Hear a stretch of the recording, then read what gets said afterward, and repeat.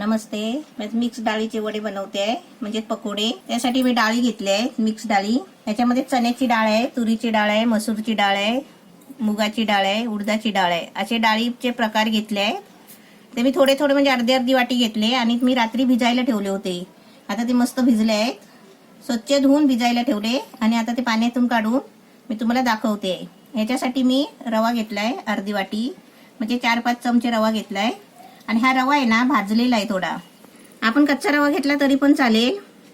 त्यासाठी मी 1 चमचा मिरची मसाला घेतलाय, अर्धा चमचा जिरं घेतलाय, थोडासा ओवा घेतलाय, धण्याची पावडर घेतली आहे 1 चमचा, चाट मसाला घेतलाय अर्धा चमचा, गरम मसाला घेतलाय अर्धा चमचा, ही थोडीशी म्हणजे भरपूर कोथिंबीर घेतली आहे, 1 कांदा चिरून घेतलाय, 2 मिरची कापून घेतली आहे, अद्रक लसूणची पेस्ट आहे 1 चमचा, 2 चमचे दही घेतलाय आणि मीठ घ्यायचं आहे चवीपुरतं आणि तेल आपल्याला फ्राय करायला.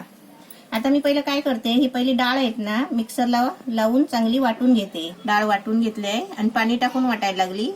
आणि एकदम बारीक नाही करायची, असं कणी थोडीशी म्हणजे इडली डोश्याचं आपण पीठ करतो ना त्या पद्धतीने अशी डाळ वाटून घ्यायची.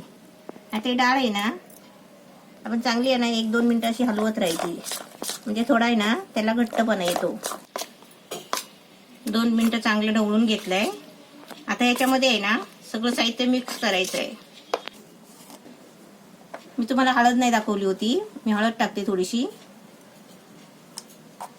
हे सर्व मसाले ओवा जिरा हे सर्व एकत्र टाकायचं आहे.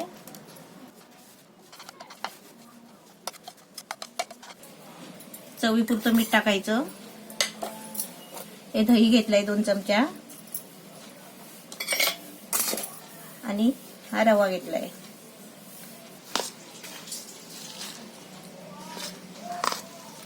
हे सर्व साहित्य मिक्स केलंय.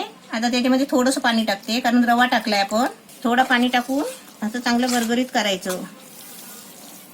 तेल तापायला ठेवलंय आणि आपलं मस्त मिश्रण पण तयार झालेलं आहे.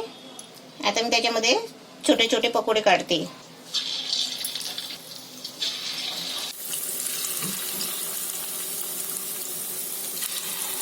झाले आहे आणि चांगला कलर पण आलाय.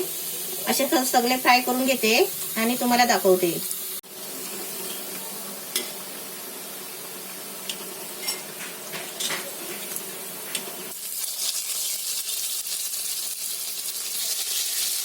मिक्स डाळीचे वडे पकोडे एकदम मस्त छान झाले. असे तुम्ही पण बनवा आणि एकदम पौष्टिक आहेत. नवीन रेसिपी पाहण्यासाठी लाईक करा, सबस्क्राईब करा आणि ही घंटी वाजवा.